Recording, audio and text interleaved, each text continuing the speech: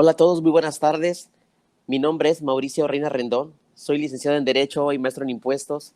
Y el día de hoy estoy muy contento porque puedo estar un momento agradable con ustedes para tratar temas importantes en la hora PAF. La hora PAF, un excelente programa desarrollado por Casia Creaciones y todo su equipo de trabajo. Yo quiero agradecer a la editorial por todas las bondades que han tenido para bien conmigo, sobre todo porque el tema de hoy vamos a tratar un tema muy importante que se llama consideraciones jurídicas en materia administrativa. Agradezco al director Felipe Ávila Reyes, también al editor Joan Irving Valtierra y a todo ese equipo de trabajo tan excelente en el tema de la mercadotecnia, de la distribución, en el tema tecnológico, al ingeniero que me permite estar aquí para transmitirles a ustedes estas consideraciones jurídicas. Y se van a preguntar, ¿por qué se llama así el tema? Bueno, porque les presentaré de alguna manera todos los conceptos que consideré importantes y que están incorporados a mi nuevo libro, a mi reciente publicación, que se los voy a presumir. Aquí está, es el libro de la editorial Casia Creaciones. Es un libro que considero de consulta obligada y que se llama Temas Selectos y Consideraciones Jurídicas en Materia Administrativa. Permítanme mencionarles que es una recopilación de diferentes artículos que durante un año desarrollé en la revista PAF, el Prontuario de Actualización Fiscal. Y estoy muy emocionado porque se incorporaron situaciones de consulta que en ocasiones los abogados, los contadores, los especialistas en la materia fiscal, en la materia administrativa, de alguna manera, cuando hacemos la labor de la investigación, buscamos la fuente de información, la doctrina, algunas publicaciones en algunos libros y en algunos casos no encontramos esa información necesaria para desarrollar las actividades de nuestro día a día, ya sea para la consulta, ya sea para incluso la propuesta de alguna tesis de posgrado. En general, el día de hoy les voy a dar algunas consideraciones que forman parte de esta obra, por la cual estoy muy contento. Yo quiero agradecerles a todos porque están aquí presentes en esta charla, en esta plática. Quiero que se sientan cómodos. Me gustaría mucho también, a lo largo de esta transmisión, que hagan comentarios relacionados con lo que consideran ustedes que debe de estar en una fuente de información. Me gustaría que el tema que ustedes quieran que se analice y que forme parte de una futura publicación lo hagan. Y con mucho gusto su servidor voy a hacer todo lo posible o todo lo que está a mi alcance para redactar otro libro. Permítanme decirles que de manera anticipada ya estoy trabajando en la publicación de un libro relacionado con el secreto fiscal y que seguramente será de su interés. Les presento lo que es la portada, la contraportada de mi libro. Este libro ya lo pueden adquirir directamente con la editorial Casia Creaciones. También lo pueden adquirir en Mercado Libre. Y si no, con mucho gusto, al final en la pantalla, en la diapositiva, van a poder advertir lo que es mi teléfono o mi correo electrónico para que a través de un mensaje yo les haga llegar, nos pongamos de acuerdo y les pueda vender un libro, y al que quiera que se lo dedique, con mucho gusto también lo haré. Pero ¿qué hay de temas selectos? ¿Qué es lo que les quiero proponer a ustedes el día de hoy? Bueno, estoy transmitiéndoles en vivo desde las oficinas de Grupo RH Consultores, una firma especializada donde yo soy socio. Agradezco mucho las bondades que tuvieron conmigo para poder transmitirles desde aquí. Y bien, vamos a empezar con uno de los temas que me llamó mucho la atención: la transmisión de valores y atributos no reconocidos en la escisión de sociedades. Bueno, la escisión de sociedades es una figura jurídica que consiste en creación de nuevas sociedades para absorber parte del patrimonio y de las actividades de una preexistente. Es una modificación societaria. Ahora bien, a lo que nos interesa, para efectos fiscales, ¿qué se entiende por escisión de sociedades? Toda transmisión o parte de los activos, pasivos y capital de una sociedad residente en el país, a la cual se le denomina escindente, a otra o a otras sociedades residentes en el país que se crean expresamente para ello, denominadas escindidas. Dicho lo anterior, vayamos al artículo 115 del Código Fiscal de la Federación, donde se establecen dos hipótesis para su configuración.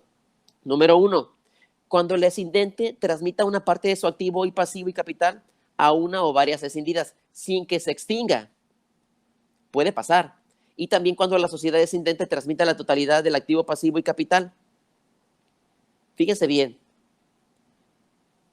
¿qué fue lo que motivó para la modificación en el Código Fiscal de la Federación a través del quinto párrafo del artículo 14b, donde se establece una excepción muy particular, que actualiza la enajenación cuando surja en el capital contable de la sociedad escindente o escindida un concepto o partida cuyo importe no se encuentre registrado o reconocido en cualquiera de las cuentas del capital contable del estado de posición financiera. Quiero que tengamos mucho cuidado con lo que les estoy diciendo.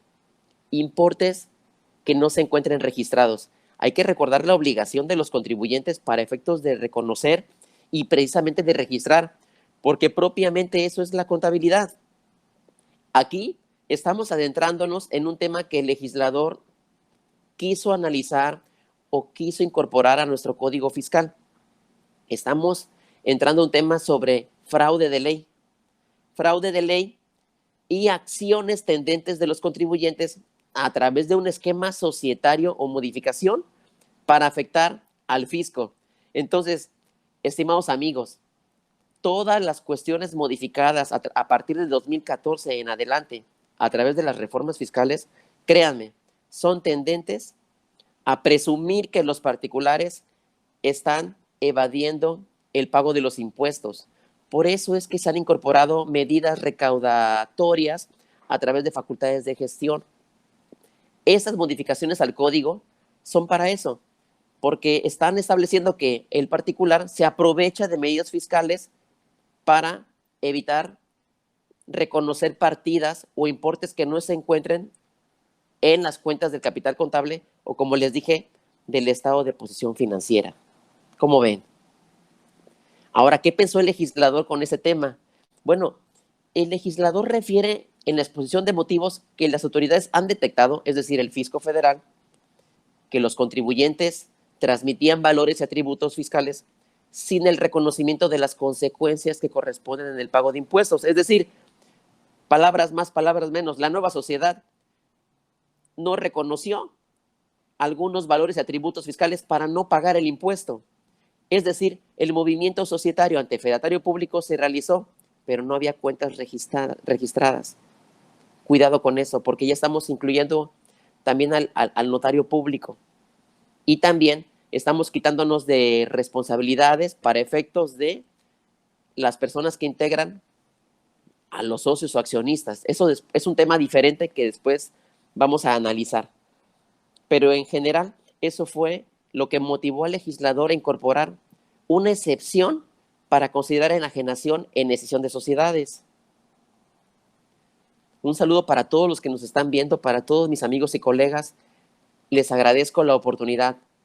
Por favor, cualquier comentario de lo que estoy diciendo, adelante, lo voy a estar revisando y voy a tomar mis anotaciones. Fíjese bien, la transmisión de los valores y atributos se aprecian en la integración de los saldos de las cuentas del activo, del pasivo y del capital de la sociedad escindente o de las sociedades escindidas, una vez que se llevó a cabo la escisión. En estos temas está entrando la autoridad fiscal. Hay que ver la competencia que tiene para esos temas. ¿Qué pasaría, por ejemplo, y se los digo abiertamente, si la operación de la escisión se llevó a cabo en el 2016? ¿Cómo aplicaríamos posteriormente esta configuración del artículo del Código Fiscal de la Federación a cuestiones que ya sucedieron? Abogados, hay que tener mucho cuidado en esto. Ahora bien, la justificación para efectos fiscales, acorde al principio general del derecho consistente en que nadie puede transmitir lo que no se tiene, en la escisión es necesaria la transmisión de activos, pasivos y capital, pero no puede ser ficticia. Y por eso las autoridades han detectado algunos casos donde en las subcuentas del capital se transmiten a las sociedades esos valores o atributos, los cuales se presumen que no fueron reconocidos. Por eso me interesó mucho incorporar ese tema a una de las publicaciones que ahora forman parte de mi reciente obra. Entonces, más que una transmisión, se trata de una creación de conceptos o partidas de índole aritmético que corresponden a la necesidad de equilibrar la ecuación contable. Es decir, se están aprovechando de la decisión para efectos fiscales, pero han abusado de la decisión como un propósito del que yo les decía tributario. Ahora bien, ¿cuáles son las excepciones? Cuando se otorga la decisión en tratamiento de reducción de capital o cuando los contribuyentes transmitan valores a tributos fiscales sin el reconocimiento de las consecuencias que ya les platiqué anteriormente. Bueno, esto fue el tema de los atributos no reconocidos en la decisión de sociedades. Hay que reconocer que esa es una incorporación del legislador al Código Fiscal de la Federación para evitar prácticas fraudulentas, el abuso de la ley, el uso de operaciones mercantiles ante fedatario público y que no se reconozcan operaciones que ni siquiera fueron registradas. Esto conlleva a la afectación al fisco federal y a la falta de recaudación. Entonces, el tema que les platiqué es un tema meramente recaudatorio. Ahora bien, otro tema que me gustó mucho analizar en mi libro fue el tema de las excepciones de la discrepancia fiscal por depósitos efectuados entre cónyuges. Y bueno, hay que insistir para todas las personas que nos escuchan, para los estudiantes también, la discrepancia fiscal es una presunción y es una facultad de gestión de la autoridad hacendaria. Está regulado en el artículo 91 de la Ley del Impuesto sobre la Renta. ¿Y cómo se actualiza o se configura? Bueno, para que se dé ese hecho generador o ese supuesto, la persona física durante un año calendario debe de realizar erogaciones superiores a los ingresos, es decir, gastas más de lo que ganas. Algo muy importante que les quiero explicar es que hay que entender que todo esto se realiza a través de las declaraciones. Para tal efecto, hay que tener la calidad de contribuyente, estar dado de alta en el RFC, tener el domicilio fiscal, que el objeto sea lícito de tu actividad. El artículo 91 de la Ley del Impuesto sobre la Renta atiende para efectos de las personas físicas. Mucho cuidado, la discrepancia sí es una presunción, pero es una presunción para contribuyentes personas físicas. Para las personas morales, las presuntivas son diferentes. Entonces, ¿por qué a la autoridad hacendaria le importa tanto establecer una discrepancia para efectos de quién gasta más, pero declara menos? Evidentemente que la diferencia en los gastos conlleva igualmente a un efecto negativo en la recaudación. Ahora bien, entrando en materia con efectos de la discrepancia, esta ley considera erogaciones, fíjense bien, los gastos, la adquisición de bienes, depósitos en cuentas bancarias, en inversiones financieras o en tarjetas de crédito. Ha habido muchos comentarios en redes sociales sobre todo, o en medios importantes reconocidos a nivel nacional que han establecido consideraciones que no están reguladas en la Ley del Impuesto sobre la Renta. Hay que entender que la adquisición de bienes pueden ser un bien inmueble. La adquisición de un bien inmueble, por ejemplo, puede tener efectos que pueden afectar a un contribuyente a través de una revisión o facultad de gestión para el tema de la discrepancia fiscal. ¿Por qué lo digo?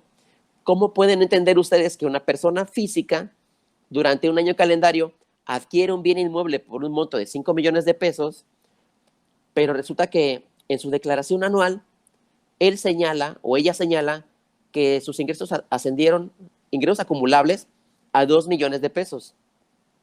Aquí la pregunta es, ¿cómo adquieres un bien inmueble de 5 millones de pesos si lo que ganas es menos? Aquí se configura la discrepancia fiscal en apariencia. En apariencia. Ahora bien, ¿cuándo las erogaciones se presumirán como ingresos para efectos de la discrepancia fiscal? Bueno, evidentemente, si no estás dado de alta en el RFC, no eres contribuyente. O si lo estás, que no presentes las declaraciones. Cuidado aquí, contadores. O que lo declarado no corresponda efectivamente a lo que has erogado. La diferencia es la discrepancia. ¿Qué hace la autoridad hacendaria? Se preguntarán ustedes, pero ¿cómo le hace la autoridad para descubrir que yo estoy en discrepancia? Muchos contribuyentes están en discrepancia. Las personas físicas, los asalariados, los de actividad empresarial, muchos contribuyentes, personas físicas, están en esa diferencia, en esa discrepancia. ¿Y qué hace la autoridad hacendaria? Bueno, hace un cruce de información. Tiene tantos mecanismos para comprobar si hay una diferencia entre ingresos declarados contra depósitos a cuentas de débito, inversiones financieras, pago de tarjeta de crédito. Cuidado ahí de que prestan la tarjeta de crédito, porque lo que están haciendo es abonar un poco más a que los contribuyentes tengan erogaciones superiores solamente por prestar el plástico a un amigo o un familiar. La autoridad hacendaria recibe información de proveedores, notarios públicos a través de Declaranot o utiliza sus bases de datos de la información institucional con la que cuenta la autoridad hacendaria. La misma autoridad puede pedirle información a otras autoridades. Recordemos lo que dice el artículo 63 del Código Fiscal de la Federación para efectos de facultades de comprobación. Entonces, por ejemplo, los notarios, cuando hacen una operación de enajenación de un bien inmueble o una adquisición para efectos del adquiriente, bueno, también hay una información del fedatario para que la autoridad hacendaria se dé cuenta del monto de la operación y del pago de los impuestos. Dicho lo anterior, vayamos a las excepciones en el tema de los cónyuges. Es bien importante que para efectos del Código Civil, la sociedad conyugal implica una sociedad, una formación, administración de un patrimonio común. A los cónyuges, diferente al patrimonio propio, unen sus esfuerzos, salvo exposición expresa en contrario. Al momento de la liquidación social se entiende pactado al 50% para cada uno de los cónyuges, lo que pasa en materia familiar. Entonces, al ser considerada una comunidad, hay una mutua colaboración, como les dije previamente, y esfuerzos que se vinculan para los cónyuges le dan mismos beneficios, pero ojo, mismas cargas y mismas obligaciones. La sociedad conyugal comprende todos los bienes adquiridos conjuntamente durante la vigencia de la misma. La sociedad se regirá por capitulaciones matrimoniales y a falta de ella, los bienes adquiridos durante el matrimonio son propiedad de ambos cónyuges en partes iguales. Para efectos fiscales, 50 y 50 los cónyuges tienen una obligación que se considera por parte de ese patrimonio que han conformado.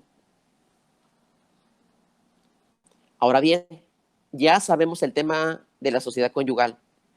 Ya sabemos sobre la facultad de gestión para presumir que hay una discrepancia fiscal durante un ejercicio, es un año calendario. Pero cuando se trata de la presunción de las autoridades fiscales y existen diferencias entre el monto de las erogaciones a los ingresos declarados por alguno de los cónyuges, es importante considerar lo que dice la excepción en el artículo 91, párrafo cuarto de la Ley del Impuesto sobre la Renta. Fíjense bien que no se va a tomar en cuenta para efectos de la discrepancia fiscal traspasos de las cuentas al cónyuge. Si el esposo o la esposa realiza un traspaso a la cuenta, no se considerará para efectos de la discrepancia fiscal. Al igual que el particular tenga la obligación de demostrarle al fisco federal que el monto de las erogaciones no serán consideradas. Para ello hay que informarle, ofreciendo las pruebas idóneas. ¿Cuáles son las pruebas idóneas? Es importante. ¿Por qué lo digo? Porque cuántas transferencias, cuántos depósitos o cuántos traspasos entre cuentas se realizan entre los cónyuges. Es importante saber que en el día a día es casi imposible o casi ilógico que los particulares lo hagan, pero yo les recomiendo que sí, que lleven un control interno para comprobar cómo es que las transferencias o los depósitos se realizan en caso de que la autoridad hacendaria presuma que hay una discrepancia y que se consideran ingresos los depósitos. ¿Y qué se necesita? Fíjense bien, la constancia de situación fiscal, la copia certificada del acta de matrimonio, los originales de los estados de cuenta bancarios que reflejen ese traspaso o ese depósito en las cuentas que formaron parte del cuestionamiento de la autoridad hacendaria para efectos de la discrepancia fiscal. Créanme, cuando inicia el procedimiento de la discrepancia fiscal, la autoridad te da días para que le demuestres o le acredites que no son ingresos. Y así que las erogaciones no fueron superiores a lo que percibes. Esos son temas que yo les estaba guardando, pero vamos a continuar con parte de las consideraciones que tengo en el libro. Me gustaría que participaran en esa charla. Por ejemplo, platico de las versiones públicas de las sentencias. Qué importante ha sido consultar. Me refiero a los abogados postulantes. Cuando buscamos algún criterio que abone o que ayude para mejorar o perfeccionar la defensa, acudimos a las versiones públicas. ¿Dónde están las versiones públicas? ¿Cuál es la naturaleza? La naturaleza es por la obligación de las autoridades federales de proporcionar información a los particulares. La información debe ser pública. El acceso de esa información para efectos administrativos, me refiero al Tribunal Federal de Justicia Administrativa, se puede consultar en la página electrónica. Nada más es denle clic al www.tfjfa.com.gov y podrán encontrar un desplegado donde ahí vienen las versiones públicas de las sentencias que se consideran firmes. No van a encontrar resoluciones que estén subyúdices, es decir, pendientes de resolución, o incluso que se haya promovido un amparo directo o una revisión. Entonces, es importante entender que en las versiones públicas pueden utilizarse algunos criterios de diferentes salas de la República Mexicana, salas regionales, especializadas, metropolitanas, la primera o la segunda sección de la sala superior. Esa información serviría como criterio si lo saben referir. Y además, como es pública, lo único que debe de cuidar es que no vengan datos relevantes o personales. Ahí el funcionario del tribunal tendrá el sumo cuidado de que una vez impresa la sentencia y validada al interior del tribunal, se le eliminarán esos datos importantes para que cuando sea pública la información y se incorpore o se digitalice, no se conozca ni se respete ni se tutele la seguridad de las partes que estaban en esos litigios. Entonces, para efectos de consulta, las versiones públicas es un tema muy recomendado, muy cuidado, que trato en este libro a detalle. Se los recomiendo muchísimo, muchísimo. Y bueno, ¿qué les parece si analizamos también como un tema selecto el tema de la imposición de las multas formales a las donatarias autorizadas que no presentan el informe de transparencia? El informe de transparencia, fíjense bien, hay una vigilancia exhaustiva por parte de la autoridad hacendaria para efectos de las personas morales sin fines lucrativos. ¿Por qué lo digo? Bueno, si el objeto de las sociedades con fines no lucrativos precisamente es dedicarse a otras actividades para el beneficio de la sociedad, pero resulta que reciben muchos donativos, la autoridad ha sido muy vigilante en ese aspecto. Lo que quiere evitar es la defraudación o la simulación de que estás realizando actividades que no son lucrativas, pero para tal efecto se requieren ciertos informes. El informe de transparencia de las donatarias autorizadas es una exigencia del Fisco Federal y créanme, hay muchos contribuyentes que por cuestiones de falta de cumplimiento, de falta de regulación o de un indebido control interno, el área contable o el área legal no los presenta. En la actualidad ha habido, y en la experiencia se los digo, muchas multas formales por no presentar el informe de transparencia. ¿Y qué peligra? La pérdida del permiso para ser donatarias autorizadas. Entonces, tengan mucho cuidado, es un tema que trato a profundidad. Si acaso se modifica la resolución miscelánea fiscal, bueno, de todos modos se va a incorporar en otra regla, pero es muy importante. Ahora bien, facultades de comprobación fiscal en la regla general antiabuso. Es un tema muy interesante del artículo 5A del Código Fiscal de la Federación, que también trato en mi obra, y me llama mucho la atención. ¿Por qué?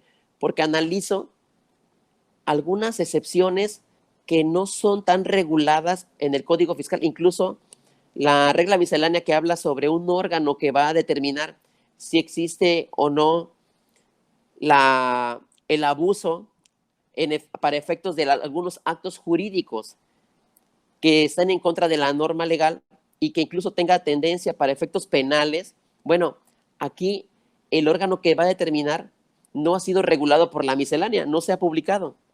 Entonces, también nació la incorporación de esta facultad por evitar el fraude de ley, que haya conductas abusivas de los contribuyentes para aumentar los gastos, que las erogaciones sean deducibles o que el propósito comercial no vaya acorde al objeto de los contribuyentes. Este tema es muy, muy interesante. En el tema, por ejemplo, quiero cambiar de tema. Es un capítulo muy interesante del libro, el sistema de cargas probatorias en la presunción de inexistencia de operaciones. Aquí hablamos de las EFOS y de los EDOS.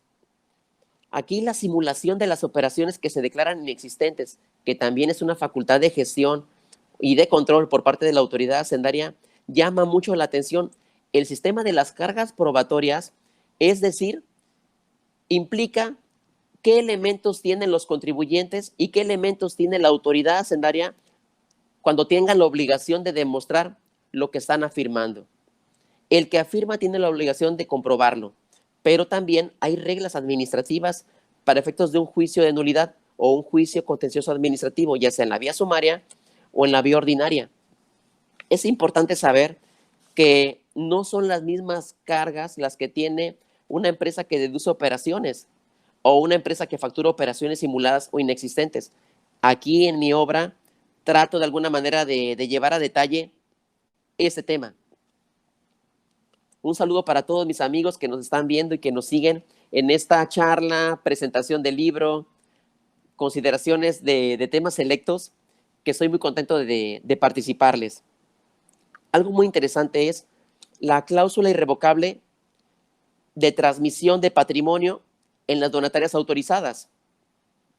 Es la interpretación de una regla de carácter general. Fíjense bien, es importantísimo establecer en los estatutos sociales de las donatarias autorizadas esa cláusula irrevocable. Muchos tienen dudas de cómo hacerlo. Déjenme decirles, redacten en una hoja Word y transcriban lo que dice la regla miscelánea al respecto de la cláusula irrevocable de transmisión de patrimonio. Para el ejercicio 2020 era la regla 3.10.20 de la miscelánea. Ha cambiado, pero la esencia es la misma. Si ustedes no establecen la cláusula irrevocable, peligran las donatarias para el permiso que tienen como donatarias autorizadas por parte del SAT. Por favor, transcriban la cláusula irrevocable, modifiquen los estatutos, vayan con su fedatario de mayor confianza y cámbienlo, por favor, porque sin esa obligación, ustedes van a tener muchos problemas con sus patrocinadores o con los contribuyentes. También vemos temas, por ejemplo, del análisis constitucional de la retención. Para efectos de los asalariados, en algunas ocasiones hay controversias sobre quién tiene la obligación tributaria frente a la autoridad hacendaria. ¿Quién es el sujeto pasivo y quién es el sujeto activo? Evidentemente, el contribuyente tiene la obligación sustantiva de contribuir a los gastos públicos. Está excelente, no hay duda. Y la autoridad hacendaria es la que recibe o la que se encarga de vigilar el debido cumplimiento del pago de los impuestos. Pero ¿qué pasa cuando eres un asalariado? Entra un tercero que viene siendo el patrón y el patrón tiene obligaciones de efectuar la retención, pero él no es el sujeto pasivo directamente, solamente cumple con una obligación que le fue encomendada por parte del Fisco Federal para efectos de retener el impuesto sobre la renta y enterárselo al SAT. Pero hay apreciaciones erróneas por parte de sindicatos, por parte de trabajadores, que piensan que la obligación completa del pago del impuesto es de la patrón y que, es más, y que las diferencias de las retenciones las debe de absorber el patrón. En este tema, o en este capítulo, lo que quiero exponer es un análisis exhaustivo de los presupuestos procesales y de las hipótesis de la ley para establecer hasta dónde llega el alcance de la obligación del patrón para efectuar la retención del impuesto directo, que es el impuesto sobre la renta. Otro tema muy importante del libro, quiero decirles que en el tema de la responsabilidad solidaria, en la presunción de inexistencia de operaciones, se han estado incorporando al Código Fiscal de la Federación esta conducta de operaciones simuladas o inexistentes, la compraventa de los FDIs. Y no fue la excepción la responsabilidad solidaria. ¿Por qué? Porque la autoridad hacendaria busca a quién va a ser responsable, quién va a pagar las consecuencias de una actividad que infringe la ley. El tema de la responsabilidad solidaria, ejemplo, la determinación de un crédito fiscal en un tema de una persona moral.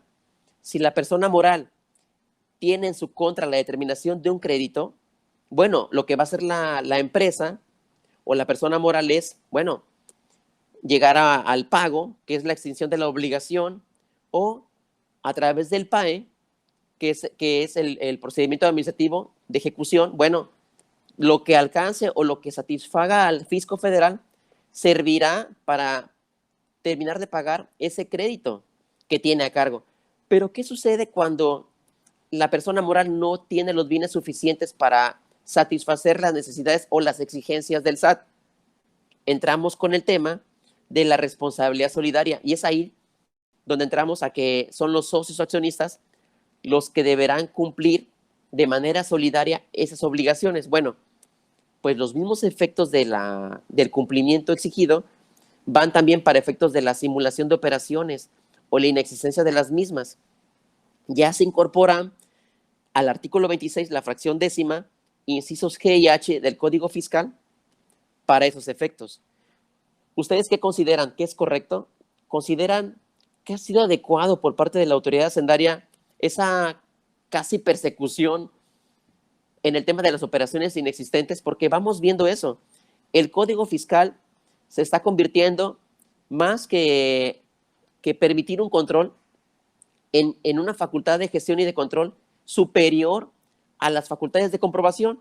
Ahora resulta que está siendo más eficaz las facultades de gestión que una visita domiciliaria o que una revisión de gabinete. Y lo peor que hemos visto en la práctica, las disposiciones fiscales han permitido que de manera simultánea se lleven a cabo revisiones o facultades de comprobación con facultades de gestión.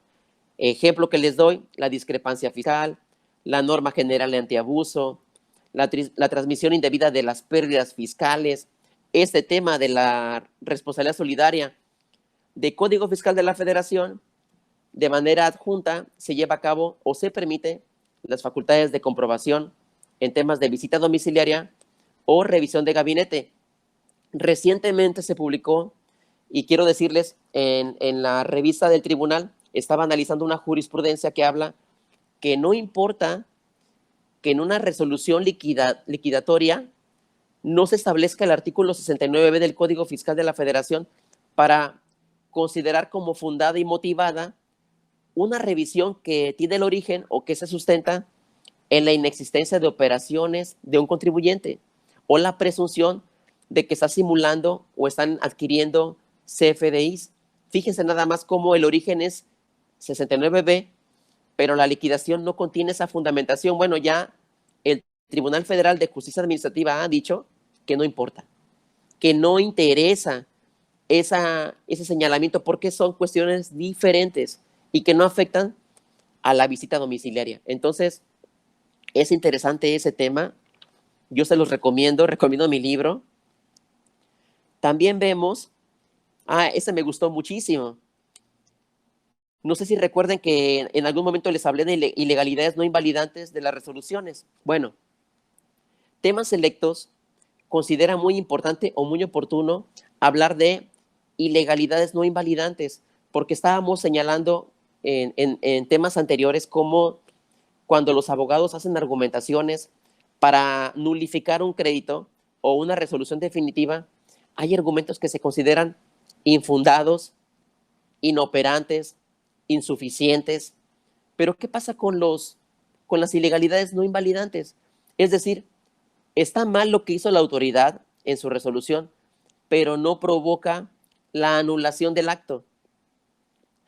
Vemos que hay dos supuestos, o así lo considero, hay dos supuestos por los cuales el tribunal, al resolver, lo declara como una nulidad no invalidante. Considero personalmente que se debe a la falta de eficacia o de preparación del abogado que está argumentando o que quiere destruir la resolución. Hay muchos vicios por los cuales no hay una adecuada preparación. Por ejemplo, en el tema del argumento, los hechos son muy importantes. Hay que establecerlos de manera ordenada. No hay un vínculo entre los hechos y los argumentos, los agravios propiamente hablando. También no hay una manifestación o una cita precisa de los artículos que fueron aplicados por la autoridad.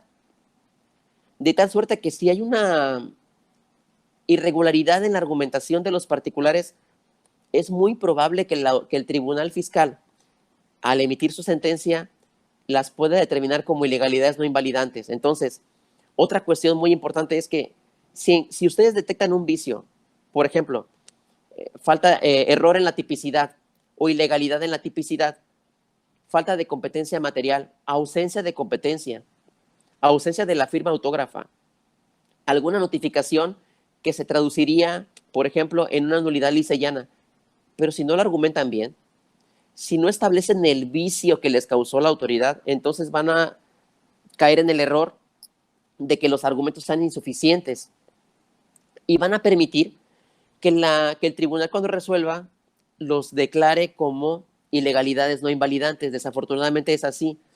¿Y saben dónde lo podemos observar? En las versiones públicas. Todos los temas que les estoy dando tienen una relación muy connotada. Y en el tema de las versiones públicas, las sentencias en la vía sumaria, como las resuelve un instructor, hay criterios que son discordantes.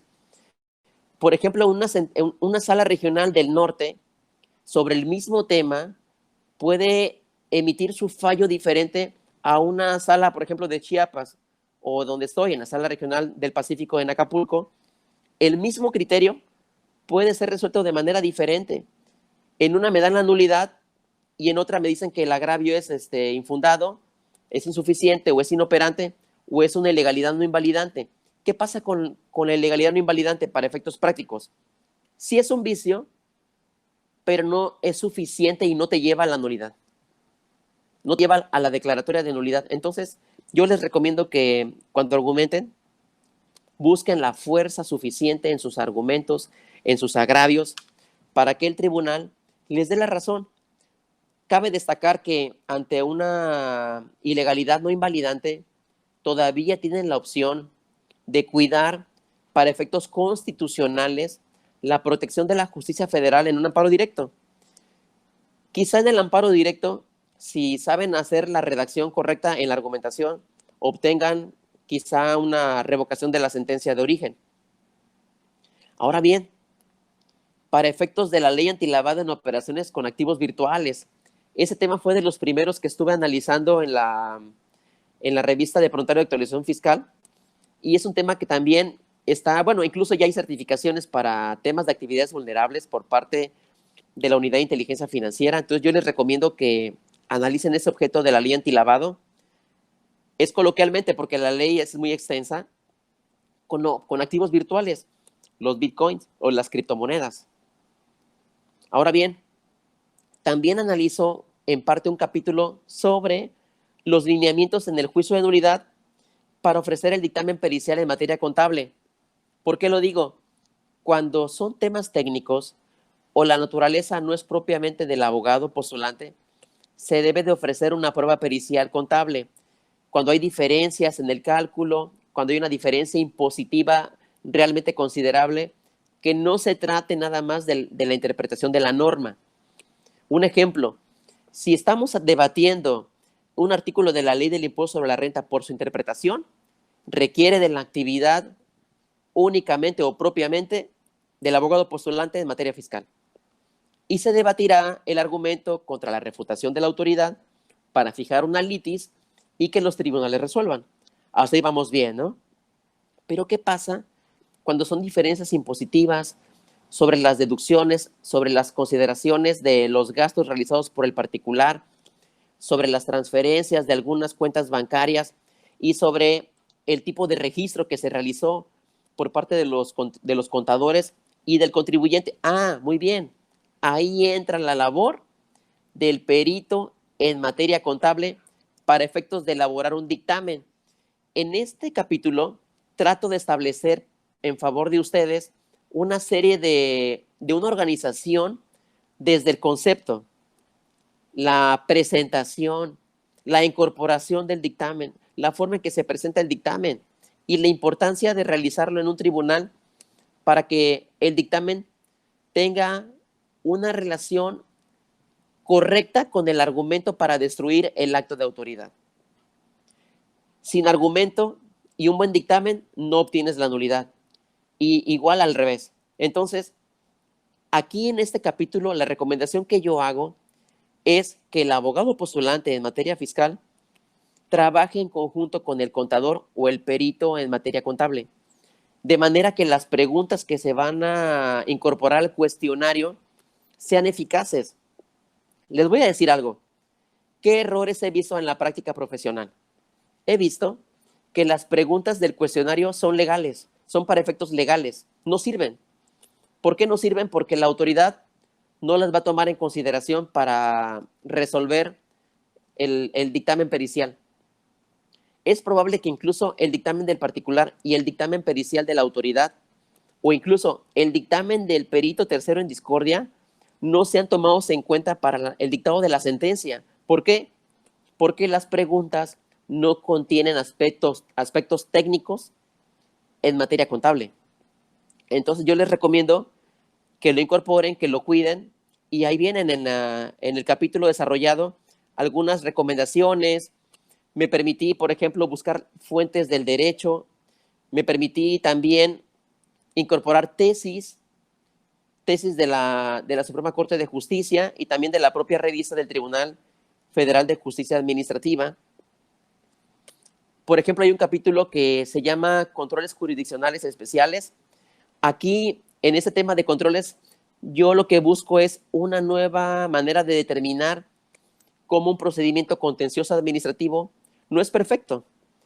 Debería ser perfecto. Hablo, por ejemplo, de la vía sumaria, que el trámite de la vía sumaria podría ser hasta de 4 meses si no hubiera trabas en el desarrollo, en la sustanciación. Desde la presentación de la demanda hasta la emisión de la sentencia, podría tardar 4 meses la vía sumaria. Igual la vía ordinaria, pero ¿qué pasa? Que entran esos controles jurisdiccionales especiales y de alguna manera afectan la adecuada sustanciación de un juicio. Y pongo muchos ejemplos. Los incidentes de notificaciones, están también los recursos de reclamación, incluso pueden promover hasta amparos indirectos. Todo este trámite, toda esta promoción de incidentes, lo que provocan es que se detenga el procedimiento y no continúe hasta que se resuelva este control jurisdiccional especial. Un recurso de reclamación contra el auto que admite la demanda, imagínense, si la demanda con el tema de la pandemia se admite en el mes de agosto, pero se presenta un recurso de reclamación en el mismo mes y el recurso, la sala lo resuelve hasta noviembre. Entonces, se resuelve en noviembre y hasta diciembre vamos a tener nuestra admisión de demanda. ¿Cuánto tiempo pasó por un control jurisdiccional especial? Es un tema que abordo en el libro y que considero muy importante para efectos de la consulta de todos ustedes. Y bueno, en general, son 21 capítulos que contiene este libro, Temas Selectos de Consideraciones Jurídicas en Materia Administrativa. Yo solamente les quise hablar un poco, a grosso modo, un resumen muy sencillo de lo que son para mí los temas selectos. Considero que hay una gran necesidad de los estudiantes. A veces los estudiantes no tienen ni siquiera un tema para proponer alguna tesis. También el tema de las fuentes de información a donde acudimos nosotros los abogados o nuestros colegas contadores. ¿A dónde acudes para consultar una información? Normalmente o habitualmente a través de redes sociales. Pero déjenme decirles que en las redes sociales la información es dudosa. se necesita confirmar la información. Si son colegios, bueno, entiendo que es correcto, pero hacía falta un libro, una doctrina en materia jurídica dedicada al tema administrativo, al tema fiscal, al tema el tema laboral incluso, donde se pudiera consultar esa información para poder aplicarla, porque déjenme decirles que toda esta información proviene de la práctica profesional de su servidor y de la experiencia de los colegas. Muchos amigos que nos están viendo son testigos también porque han apoyado mucho a su servidor para desarrollar estos temas. Son temas que han servido para las publicaciones de la revista PAF durante todo un año y que se siguen incorporando. Yo agradezco mucho a todo el equipo de Casa Creaciones por permitirme presentarle los temas selectos, por establecer la presentación de mi libro. Espero que lo adquieran. Considero que es un libro de consulta obligada y además algo muy interesante es que a pesar de las reformas que se estén dando, les va a dar la oportunidad de poder incorporarlas y seguirse actualizando, incluso con la modificación de la norma.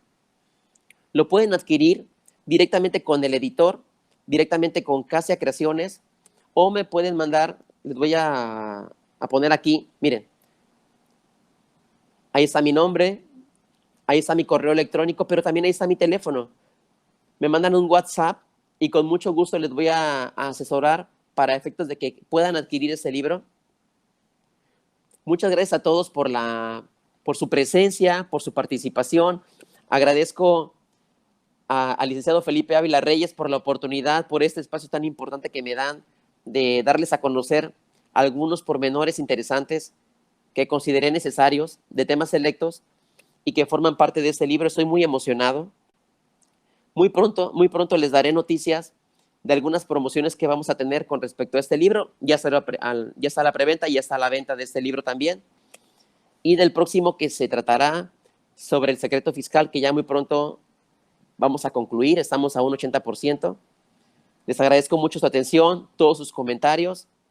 Y bueno, este video seguramente se va a poder retransmitir para sus apreciables consideraciones, sus críticas, todos los comentarios que me hagan. Yo los voy a anotar, los tomaré en cuenta para corregir, para modificar o para una siguiente publicación. De mi parte es todo. Soy Mauricio Reina Rendón, licenciado en Derecho, maestro en Impuestos, y estoy muy agradecido con todos ustedes por estar aquí en este programa de la Hora PAF. Les mando un saludo y muchas gracias por todo.